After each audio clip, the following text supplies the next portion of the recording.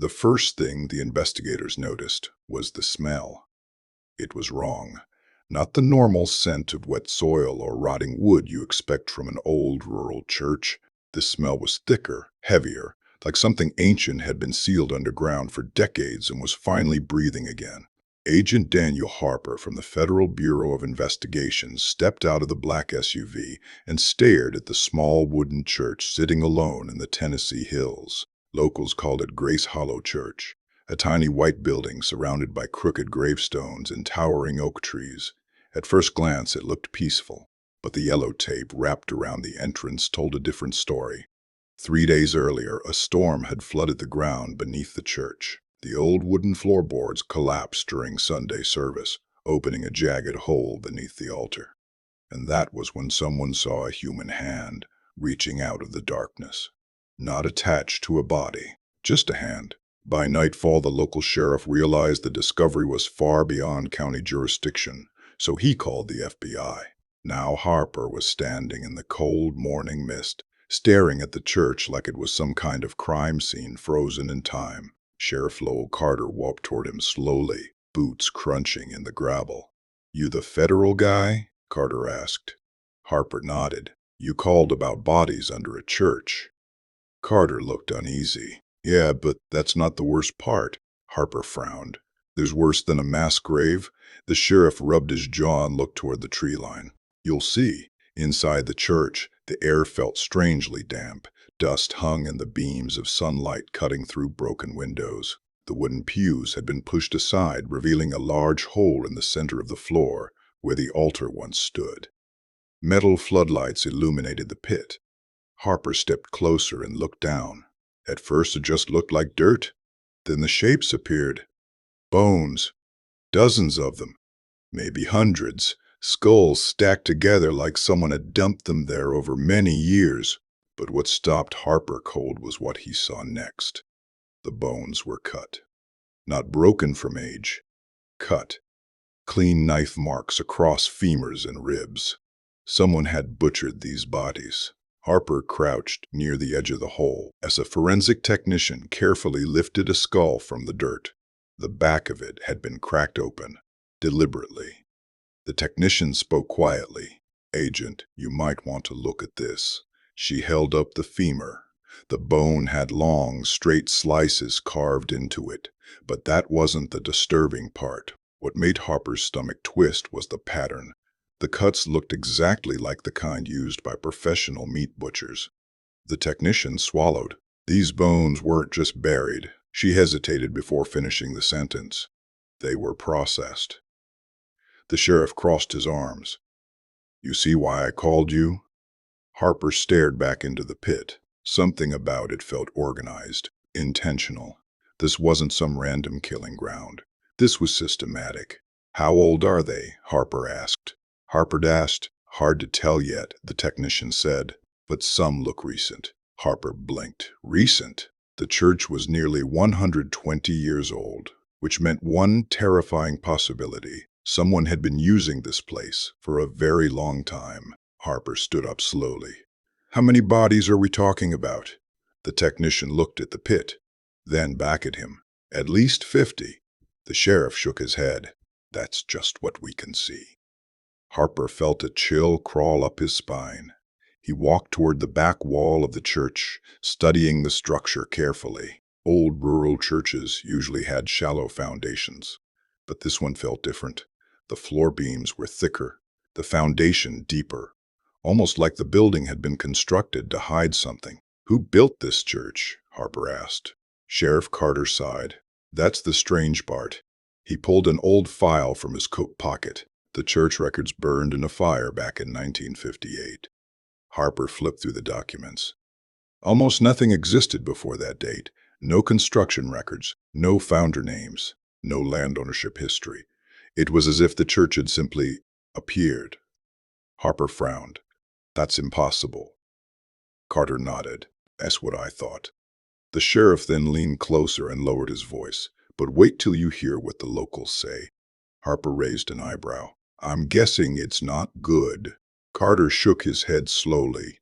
"People around here say the church used to lock its doors every Sunday night, Harper looked up. Why? The sheriff hesitated. Because the pastor held the second service. What kind of service? Carter's eyes darkened. The kind no one was allowed to watch. At that moment, a loud shout came from the excavation pit. One of the forensic workers had uncovered something large buried beneath the bones. The team began brushing dirt away carefully. Within seconds, the shape became clear. A wooden trapdoor. Harper walked back toward the pit. There's a basement? The technician shook her head. No. She wiped dirt off the rusted handle. This goes deeper. Two workers pulled the door open slowly. The hinges screamed like they hadn't moved in decades. Cold air rushed upward from the darkness below, not the cool air of a basement, but the stale, thick air of a sealed chamber. Harper shined his flashlight into the opening. Stone steps led downward into pitch black, and halfway down the staircase, something was hanging from the ceiling. Chains, dozens of them. The room fell silent.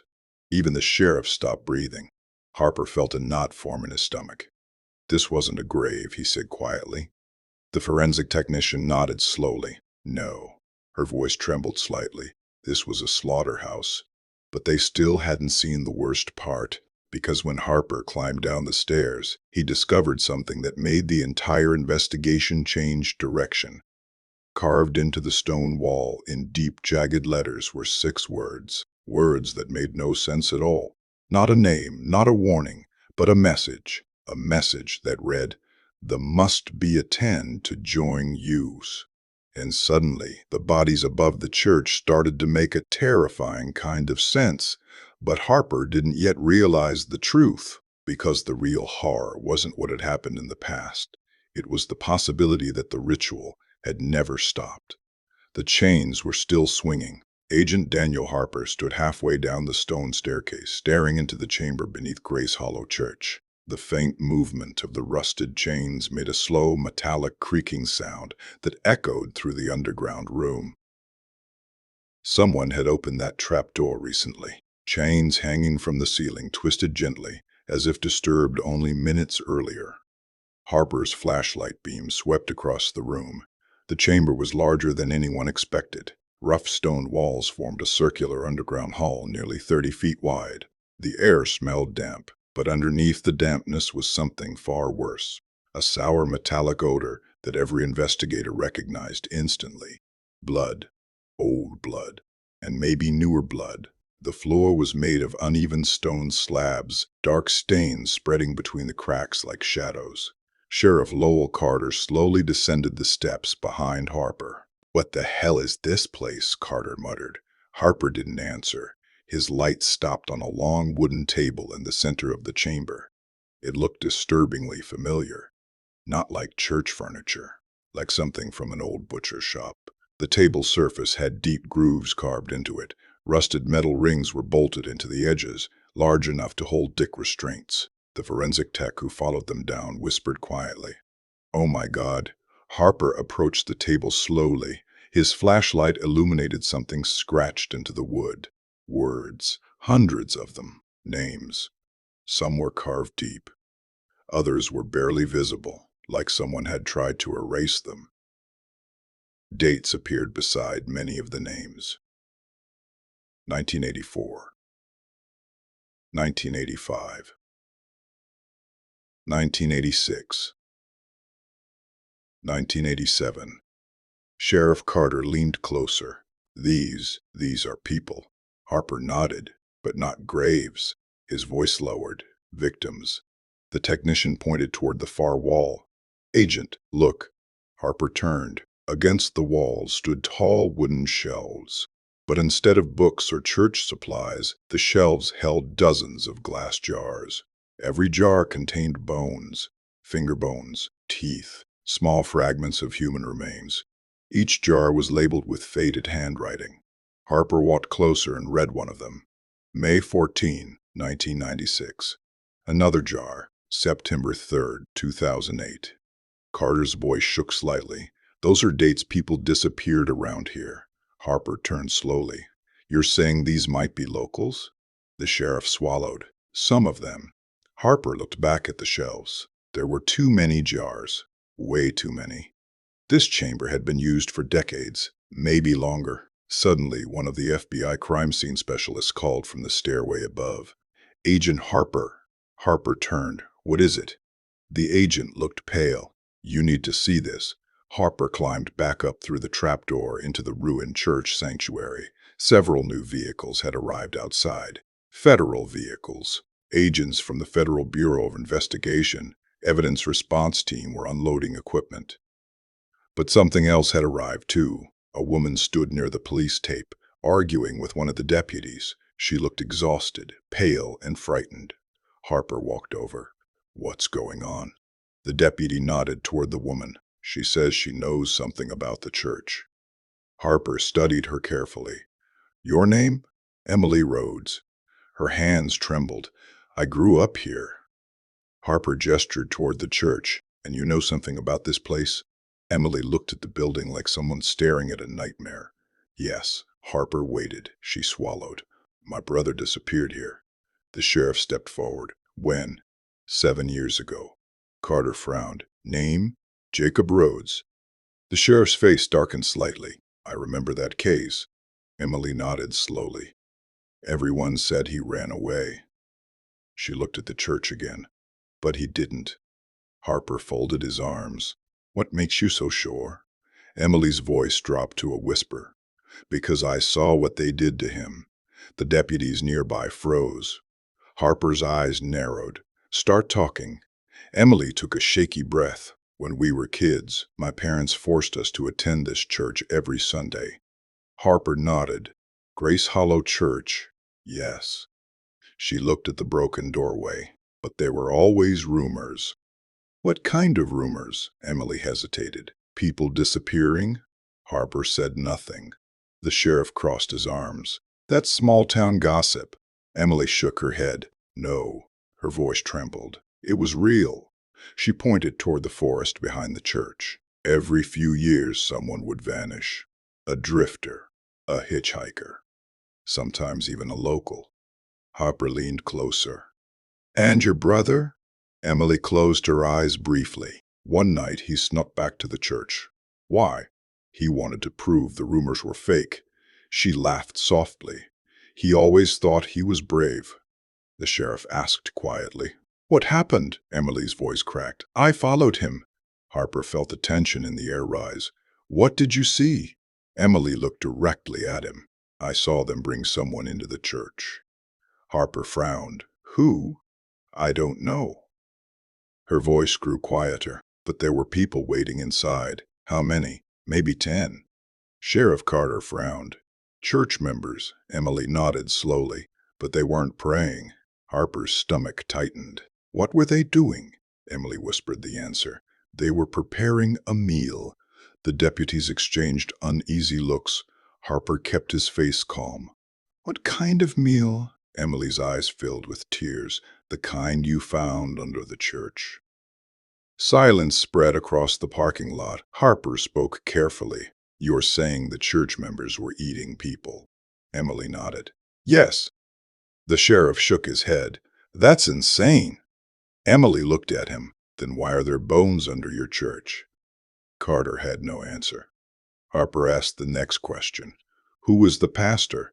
Emily's face went pale. Pastor Elijah Boone. Harper glanced at Carter. You know him? The sheriff nodded slowly. He died. When? About 15 years ago. Emily shook her head. No. Her voice trembled again. He didn't die. Harper studied her carefully. What are you saying? Emily whispered the words. He's still here. A cold wind moved through the trees. Harper felt the hair on his arms rise. You're telling me a dead pastor is running a cannibal cult? Emily shook her head slowly. No. Her voice became quieter. I'm telling you, the man buried in the cemetery isn't Pastor Boone. Harper turned toward the graveyard beside the church. Rows of crooked tombstones leaned in the tall grass. If Emily was telling the truth, then someone had faked the pastor's death. And if he was still alive, it meant something even more terrifying.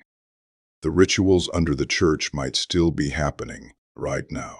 At that exact moment, a loud engine sound echoed down the dirt road leading to the church. Everyone turned. A dusty pickup truck appeared from the forest road and stopped about 50 yards away. The driver didn't get out. The truck just sat there, watching. Harper squinted toward the windshield. A single man sat inside, and he was smiling. Sheriff Carter muttered under his breath, "I know that truck." Harper glanced at him. "Who is it?" Carter's voice dropped. "That's one of the church elders." Harper watched the truck carefully. "Name, Thomas Boone?" Harper's eyes narrowed. "Boone?" Carter nodded slowly. "The pastor's son." The man in the truck raised a hand slowly and waved, not a friendly wave, a knowing wave, like he had been expecting the investigators all along. Then the truck engine roared to life again, and Thomas Boone drove slowly back down the dirt road into the forest. Harper watched until the vehicle disappeared into the trees. Then he turned to the sheriff. "We need to find him." Carter nodded, but neither man realized something yet. The moment the truck disappeared, the trapdoor inside the church creaked open again, very slowly, and something in the darkness beneath the church was climbing up the stairs. The trapdoor opened slowly. No one inside the church noticed at first. Outside, federal vehicles lined the muddy road while investigators discussed the strange story Emily Rhodes had just told them. Deputies moved through the graveyard, photographing headstones, while evidence technicians cataloged bones recovered from beneath the church. Inside the ruined sanctuary, however, the building had grown quiet, too quiet. The wooden trapdoor beneath the altar creaked open another inch, then another. A pale hand appeared from the darkness below. It gripped the edge of the floorboards and pulled upward slowly. The figure, climbing out of the underground chamber, moved silently, like someone who had practiced doing it many times before. When the man finally stepped into the church, he paused and looked around. His hair was thin and gray. His face was narrow and deeply wrinkled, but his eyes were sharp, very sharp, and his smile revealed teeth that were disturbingly clean. Pastor Elijah Boone inhaled deeply. "Ah," he whispered to himself, "fresh air." For 15 years the town believed he was dead, but Elijah Boone had never left Grace Hollow Church. He had simply gone underground. Outside, Agent Daniel Harper from the Federal Bureau of Investigation walked toward the sheriff's vehicle with Emily Rhodes beside him. "Tell me everything you remember," Harper said calmly. Emily wrapped her arms around herself. "The last time I saw Pastor Boone, he wasn't old." "How old?" "Maybe 50. Harper frowned. "That was years ago." Emily nodded. "But he looked healthy." The sheriff joined them. "We checked the grave earlier," Carter said. "It's sealed." Harper looked toward the cemetery. "You sure someone's actually inside?" Carter shrugged. "Grave hasn't been opened since the funeral." Emily whispered something that made both men uneasy. "What if they buried someone else?" Harper didn't answer, because something else had just caught his attention. The church door had moved, just slightly. Harper looked toward it again. The door was now open wider than before. "Did someone go inside?" Harper asked. The deputy guarding the entrance shook his head. "No, sir." Harper stepped closer to the door. The air coming from inside felt colder now. He pushed the door open slowly. The sanctuary was empty, but the trapdoor in the floor was no longer closed. It stood wide open. Harper's voice hardened. "Sheriff." Carter stepped inside and saw it immediately. "Wasn't that closed earlier?" "Yes." Harper pulled his pistol from his belt. "Someone's down there." They approached the opening carefully. Harper shined his flashlight into the darkness. The chains were still swinging, but something else had changed. Footprints. Fresh, muddy footprints led across the stone floor, toward a tunnel in the far wall they had somehow missed earlier. A hidden passage. Harper exhaled slowly. "Well," he looked at the sheriff. "I think we just found where this operation continues." Carter radioed the other agents immediately. Within minutes, armed agents from the Federal Bureau of Investigation Tactical Unit arrived at the church. Flashlights illuminated the underground chamber again as the team entered carefully. Harper studied the tunnel carved into the stone wall. "This wasn't dug recently," he said. "It's old." The tunnel sloped downward into darkness. Cold air flowed through it, which meant something important. It led somewhere else, possibly far from the church. "Let's move," Harper said. The team entered the passage. The tunnel stretched deeper than expected. Rough wooden supports held the earth overhead, suggesting the passage had existed for decades, maybe longer. As they moved deeper, the smell returned. That same metallic smell from the chamber. Blood, but fresher this time. One of the agents whispered nervously, "You guys hear that?" Everyone stopped. Somewhere ahead, voices echoed faintly through the tunnel. Low chanting. Sheriff Carter looked at Harper. "That's not church singing." Harper nodded. "No." The team continued forward slowly. The chanting grew louder, and then the tunnel opened suddenly into a much larger cavern. The agents froze. Torches lit the walls of a natural underground chamber. At least 20 people stood in a circle, all wearing dark robes. In the center of the chamber stood a large stone table, and someone was tied to it. A man, barely conscious. The robed figures were chanting softly, and standing at the head of the table was an old man with thin gray hair. Pastor Elijah Boone. He held a long knife in his hand. Harper stepped forward from the shadows. "Federal agents, nobody move." The chanting stopped instantly. The robed figures turned slowly, but none of them looked surprised. Boone smiled calmly. "I was wondering when you'd arrive." Harper aimed his weapon directly at him. "Drop the knife." Boone tilted his head. "You're interrupting a sacred ritual. You're under arrest." Boone laughed quietly. "You still don't understand." Harper stepped closer. "Explain it to me." Boone's eyes glowed strangely in the torchlight. "For generations, this town has survived because of what we do here." Harper frowned. "By murdering people?" Boone shook his head. "By feeding." The room fell silent. Boone continued speaking. "You see, long before this church existed, settlers discovered something beneath these hills." Harper's voice hardened. "What?" Boone smiled. "A presence." Carter muttered under his breath. "Great, we've got a crazy cult leader." Boone ignored him. "That presence offered protection." "Protection from what?" Harper asked. "Everything." Boone gestured toward the stone walls. "Crop failures, disease, war, all avoided." Harper's patience was gone. "And the price?" Boone's smile widened. "Sacrifice." He pointed to the man tied to the table. "Every few years, the offering must be made." Harper shook his head. "You're insane." Boone chuckled. "Perhaps." Then he said something that made everyone uneasy. "But you should ask the town why it has never suffered a major disaster." Sheriff Carter frowned.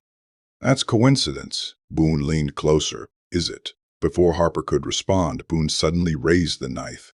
Agents reacted instantly. "Drop it." Gunshots exploded through the cavern.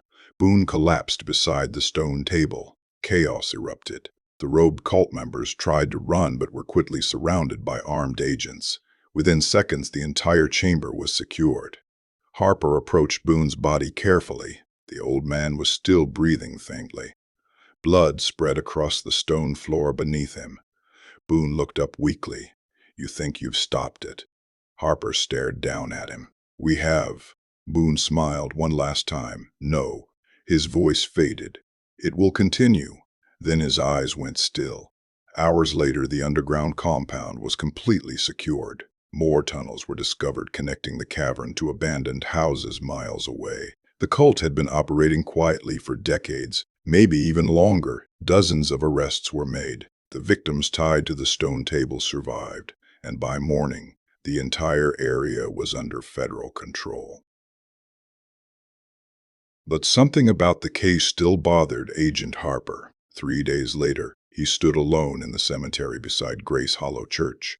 Workers were exhuming Pastor Boone's grave. The coffin was lifted from the earth and opened carefully. Inside lay a skeleton, but the bones were too small, too young. This body did not belong to an elderly man.